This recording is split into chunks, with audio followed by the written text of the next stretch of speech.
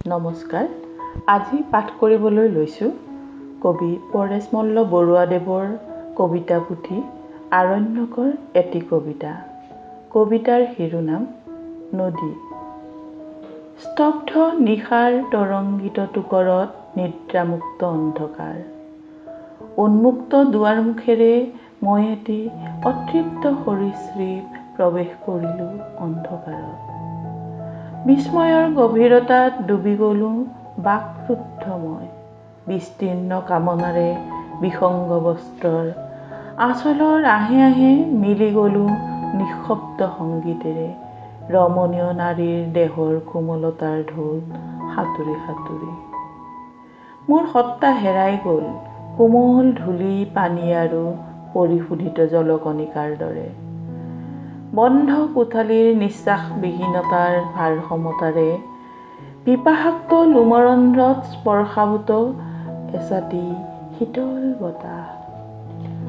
শাশ্বত আশাৰে বগাই ফুৰিলোঁ শব্দলীন বায়ুৰ জীৱন্ত নিশ্বাসত জীৱনক এৰি দি। সমস্ত ওজনেৰে দুহাতৰ কামনা কোমল সুখৰ উতুংগ শিখৰত বগাই ফুৰিলোঁ উদাত্ত গতিৰে। নিমজ মিহি অথচ বৃত্তাকাৰ দেহত কোমল ধূলি পানী আৰু পৰিশোধিত জলকণিকাৰ দৰে।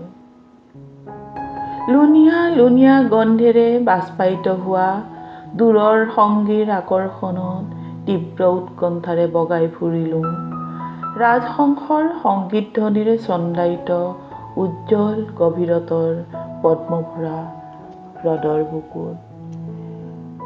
বিলীনমান দণ্ডবত পূজাৰীৰ চকুৰ শানৰ পৰা পুৰণি আঙুলিবোৰ তুলি আনি যেতিয়া কাজলৰঙী বেলুন এটাত টুকুৰিয়াই শব্দ কৰি স্তব্ধ হৈ কোমলতাত বাগৰি থাকিলোঁ, তেতিয়া বাহুবন্ধনত অৱলুপ্ত অন্ধকাৰত প্ৰতিষ্ঠিত মোৰ সত্তাই পূৰ্ণ অৱয়ব ঢালি সুদীৰ্ঘ স্বপ্ন পৌৰুষেৰে আৱৰি ৰাখিছে নিশা যাপনৰত গাভৰুৰ এখনি কোমল বুকু।